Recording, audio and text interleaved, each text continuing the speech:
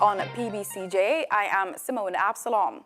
The Ministry of Transport intends to approach Cabinet once again to seek final approval for the merger of the Transport Authority and Island Traffic Authority. The merger will create the new Land Transport Agency. Permanent Secretary in the Ministry of Transport, Dr. Alwyn Hales, says it's the intention to begin the process this fiscal year. He gave the update at a recent sitting of Parliament's Public Accounts Committee. The merger has been on the books since the previous administration. However, Opposition spokesperson on transport, Michael Phillips, questioned what he sees as a stalled process and is concerned the merger will not take place in time for the full rollout of the new Road Traffic Act. It is going to be useless that the Road Traffic Act itself is then promulgated and we have not had that merger done, because this has been in the pipeline for quite a while. So that once the act comes into effect, then both entities would have been merged to make also to assist the act in itself in being effective. So we are, to what you're describing is that we are behind now in the merger of both entities.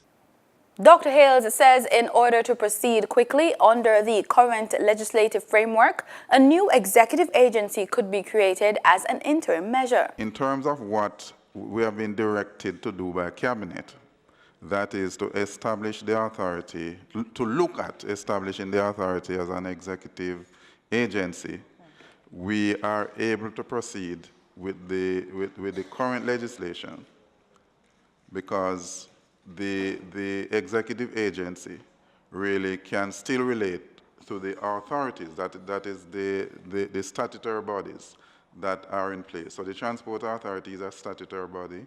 The Island Traffic Authority, by virtue of the Road Traffic Act that is to be passed, is also a statutory body.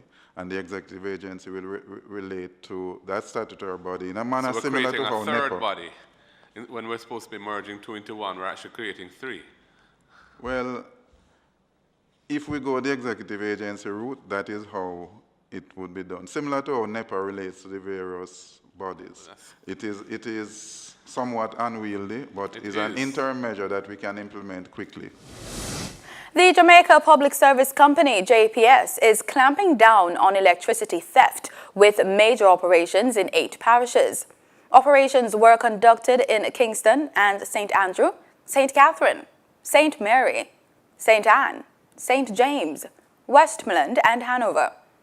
Anne-Marie Mary Chambers, JPS Parish Manager for Kingston and St. Andrew, said a small supermarket and restaurant were among the properties targeted in the corporate area.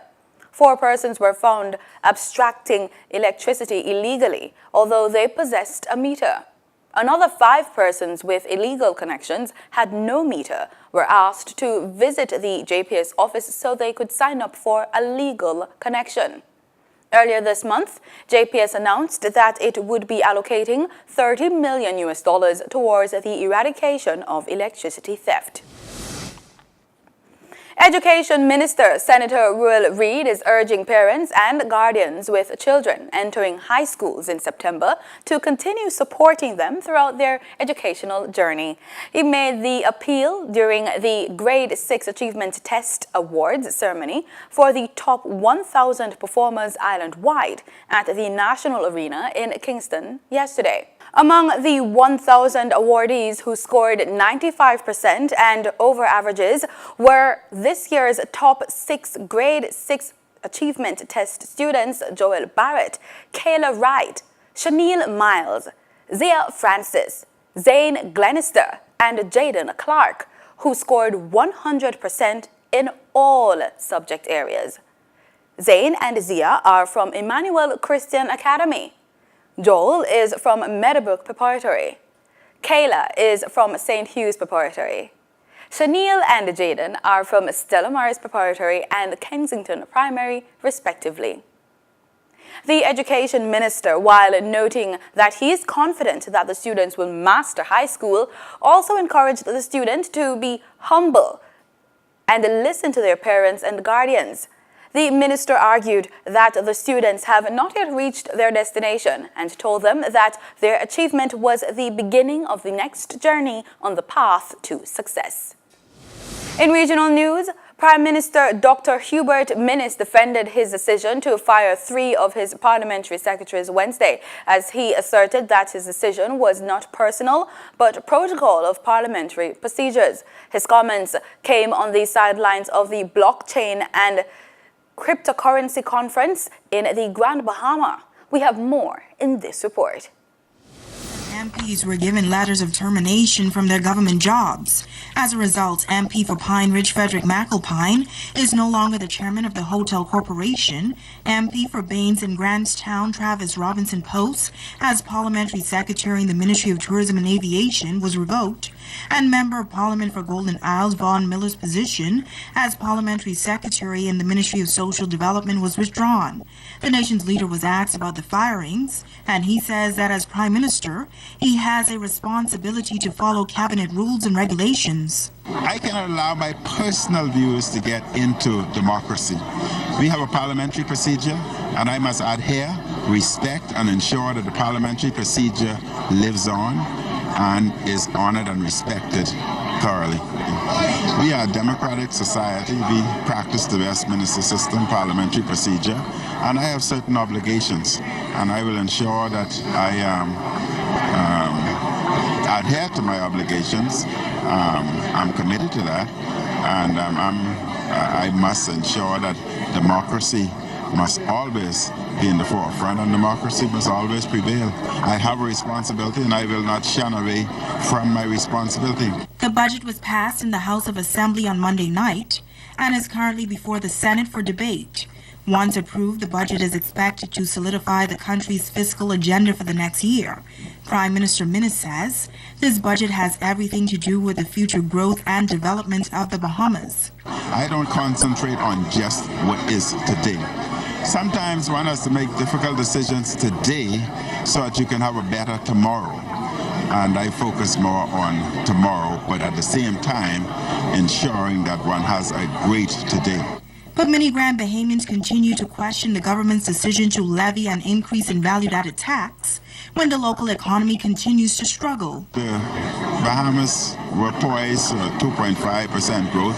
There are many projects that are coming on stream very soon at Grand Bahama, and we made some decisions that we think would be better for the Bahamas. You see what is happening in Barbados, and I have said, and I repeat again, I do not want to leave a Bahamas behind where a future Prime Minister on his first day in office must call some international financial agency for rescue. That is not fair to any future government, and it's my job to ensure that I place the Bahamas in the best possible footing for a future generation.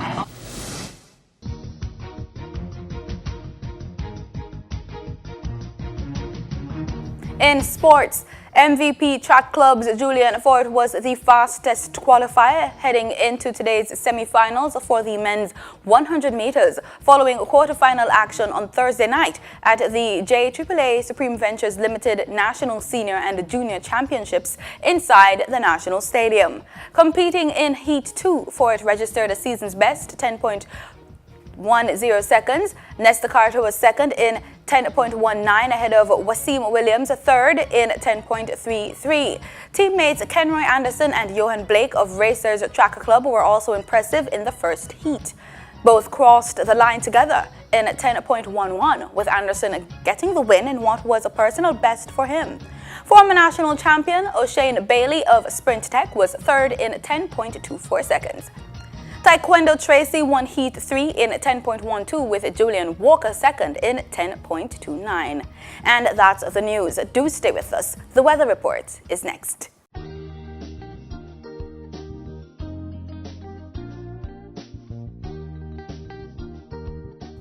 This is PBCJ's weather report. Thanks so much for staying with us. Let's start with our local currents.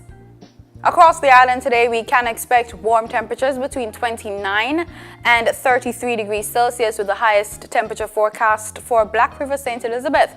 We could be getting some rainfall over there in Port Antonio, Portland, and over there in Negril as well. Cloudy conditions forecast for St. Thomas. Let's take a closer look at what's happening right now in Kingston. This morning, the sun came up at 5:50 a.m. and the temperature was just about 26 degrees Celsius. Right now, it's just about 29 degrees Celsius, so it's pretty hot out. We're expecting the temperature to go down to just about 25 degrees Celsius this evening. Over there in Montego Bay, St. James, cloudy conditions forecast for this afternoon and warm temperature just about 30 degrees Celsius. We could be getting some rainfall this evening over there in St. James. And on the weekend, we're looking at warm temperatures between 29 and 33 degrees Celsius. If you're going to the beach, please beware that we could be getting some rainfall on the coastline. We're looking at rainfall possible for Montego Bay over there in Negril, Ocho Rios, Port Antonio, and in Golden Grove, St. Thomas as well. It should be pretty dry out in the central parts of the island. We're looking at cloudy conditions though in Maypen and Kingston. And in our forecast for tomorrow, for those of us who are traveling to countries in the Caribbean, we're looking at warm temperatures between 27 and 35 degrees Celsius, but we could be getting some rainfall in areas such as Santo Domingo, over there in the eastern end of the Caribbean and in the northern end as well. We could be getting scattered showers over there in Havana, rainfall possible for Nassau, Bahamas. Let's go further afield to the United States. On your screen, you should be seeing Los Angeles, Miami, New York, and Atlanta. We're looking at minimum temperature 16 degrees with a high 43 degrees. Over there in Los Angeles, we're looking at a possibility of rainfall in certain areas for Miami, New York, and Atlanta, with warm temperatures between 16 and 33 degrees Celsius. And that's it for the weather report. Thanks so much for once again making it PBCJ. I'm Simone Absalom. Pleasant viewing.